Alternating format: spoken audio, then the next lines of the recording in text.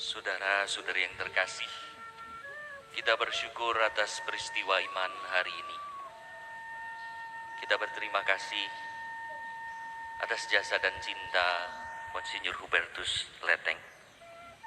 Yang terkasih para saudara uskup, Monsinyur Hubertus Leteng, sini atau di sana.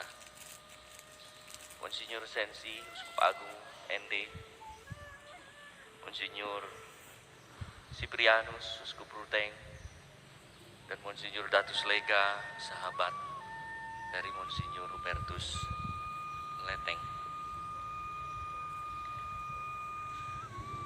Begitu tidak lama berita meninggal Bapak Nuncio Apostolik Monsinyur Piero Piopo menelepon saya menyampaikan salam dan duka rasa kehilangan. Demikian juga Bapak Kardinal Ignatius Suharyo yang rencananya akan memimpin Misa Requiem di Bandung pada hari Senin atau Selasa.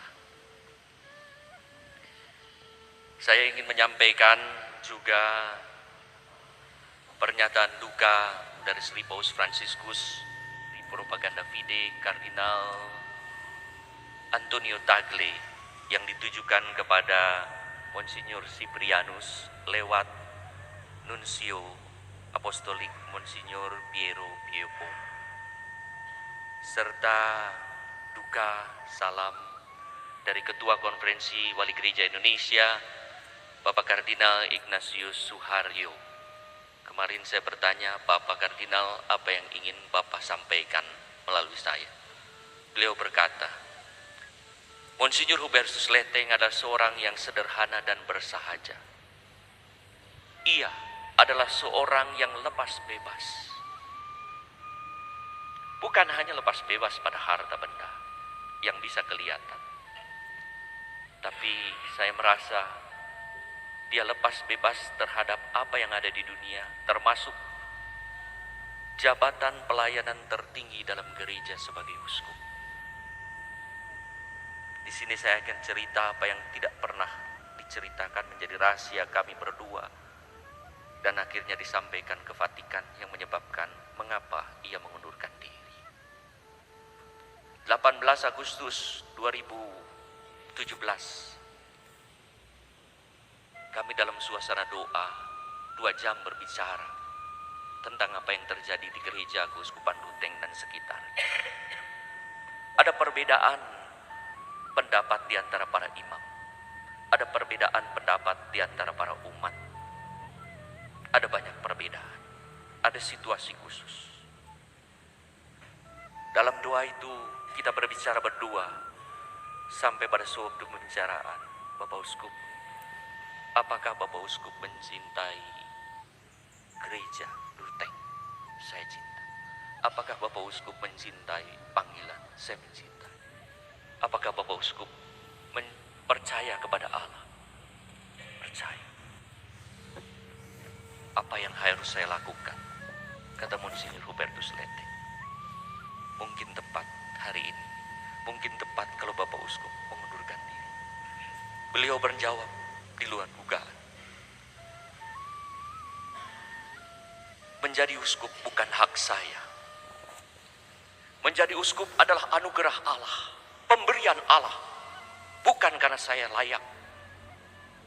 Maka karena cinta saya pada Allah, cinta saya pada umat Ruteng, pada imam Ruteng, saya akan mengembalikan ini kepada Tuhan. Saya percaya. Saya akan mengundurkan diri.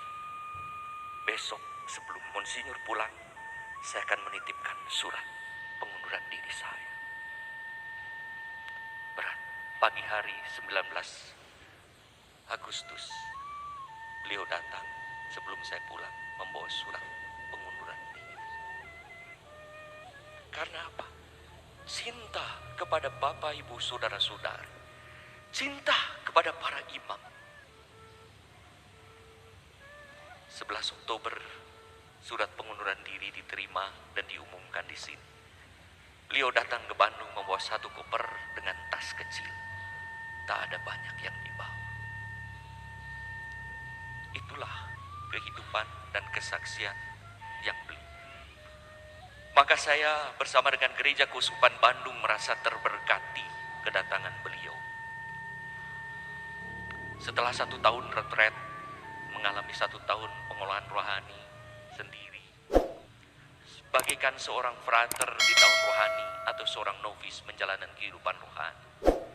Setelah setahun, saya berkata, Bapak Uskup silahkan berkeliling di gereja-gereja yang ada Keuskupan Bandung, mulai dari kota ke daerah-daerah, kota-kota kecil, mulai dari Bandung. Silahkan Bapak Uskup memilih mau tinggal dan berkarya di Bandung. Yang dipilih bukan di kota Bandung yang besar, yang dipilih di kota kecil Garut yang hanya memiliki umat 600 orang. Padahal di sini, di Keuskupan Ruteng, beliau mengembalakan 800.000 umat. Dia tinggal di sana. Senin sebelum meninggal, saya baru berbicara dengan pastor paroki untuk meminta setelah 5 tahun apakah Bapak Uskup mau mencari paroki lain. Tapi ternyata apa yang dicari jalan kehidupan yang lain.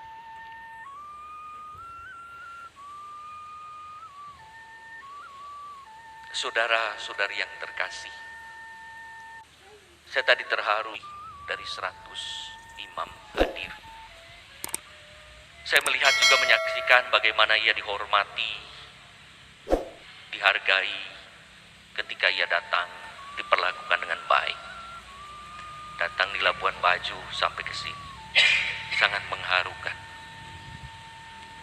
Hari ini kita menghormati, kita menghargai, bahkan kita mencintai, merasa kehilangan. Bahkan kita memaklumi dan memaafkannya, kekurangannya. Sudah terlambat, ia sudah meninggal. Tapi lebih baik terlambat daripada tidak sama sekali. Karena beliau tidak mengharapkan apapun. Ketika saya menyampaikan, Bapak Uskup ada omongan ini, Bapak Uskup ada omongan itu, ia hanya berkata, tidak apa-apa Bapak Uskup, semua orang boleh berbicara dan mempunyai hak. Tadi sebelum perayaan Ekaristi, Bapak Uskup Datus berkata kepada saya, ada pepatah Perancis berkata, kita tidak boleh berbicara buruk tentang orang yang meninggal. Dan memang biasa, kita tidak pernah berbicara yang buruk tentang orang yang meninggal. Dan itu kita lakukan. Yang luar biasa adalah kita tidak pernah berbicara buruk tentang orang yang hidup. Itu luar biasa. Beliau tidak pernah ada satu kata pun yang disampaikan kepada saya, kata-kata yang buruk tentang orang lain. Tidak pernah ada satu kata pun yang ia sampaikan, kata-kata pembelaan dan pembenaran diri dengan menjelekkan orang lain. Tidak ada.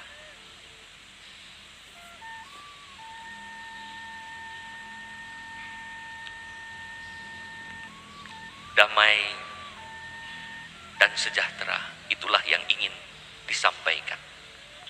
Kamu semua adalah saudara. Setelah Yesus bangkit, ia datang di hadapan para muridnya menampakkan diri, damai sejahtera bagi kamu. Dan para murid mulai merasa teguh, damai sejahtera. Hari ini hadir di sini, seakan Bapak Uskup Hubertus Leteng mau berkata kepada kita semua, damai sejahtera bagi kamu. Kamu semua adalah saudara. Dan peristiwa iman itulah yang terjadi mengantar dinamika apapun hingga saat ini kita mengalami bersaudara satu sama lain. Damai sejahtera. Pada bulan April yang lalu, sebelum para imam di Keuskupan Bandung memperbaharui janji imamat, saya meminta kepada Monsinyur Hubertus Leteng untuk memberi rekoleksi bagi kami para imam. Rekoleksi yang luar biasa. tentang hakikat imamat, bagus untuk kita baca semua para imam, uskup. Ada dokumennya. Bahkan sudah saya gunakan April yang lalu beliau ini. Dalam kuliah terakhir saya menjadikannya sebagai bahan kuliah spiritualitas imamat. Menjadi imam adalah menjadi sakramen Kristus, yang perkataan dan perbuatannya menghadirkan Kristus. Itulah yang saat ini beliau lakukan, damai sejahtera bagi kamu semua, karena kamu adalah saudara. Kepergiannya mendadak, tidak ada penyakit yang membuat kita khawatir untuk segera meninggal. Rupanya kepergiannya ke rumah sakit hanya sebagai cara bagaimana ia meninggalkan kita. Pada pukul 4 ia tampak gelisah, lalu mulai berbicara sedikit, tapi tak jelas pada frater yang menunggui. Lalu tidur lagi. Jam 5 mesin berbunyi. Rupanya detak jantung meningkat sehingga membutuhkan pertolongan. Jam 6 tertolong. Monsinyur Hubertus Sleteng meninggal dengan tenang, tanpa derita dan tanpa sakit. Saya menyaksikan wajahnya. Sayang kita tidak punya kesempatan untuk melihat wajah. Sebagai pribadi yang sangat tenang, tidur damai sejahtera. Ada foto-fotonya, saya sudah sharekan kepada Monsinyur Siprianus, linknya yang sudah dikumpulkan oleh Komsos Keuskupan Bandung. Mungkin keluarga bisa juga mendapatkannya. Ia meninggal dengan tenang, damai dan sejahtera yang disampaikan kepada kita semua.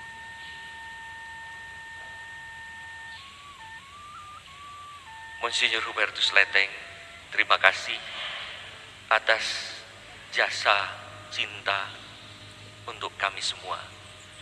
Teristimewa Gereja Keuskupan Ruteng sebagai gereja yang terbanyak, terbesar umatnya di Indonesia ini.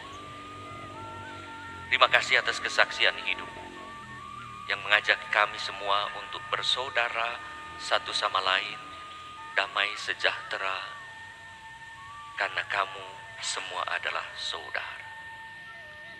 Maafkan kami, doakan kami yang masih berjuang untuk tidak berbicara buruk kepada orang lain selagi hidup. Selamat jalan, doakanlah kami selalu.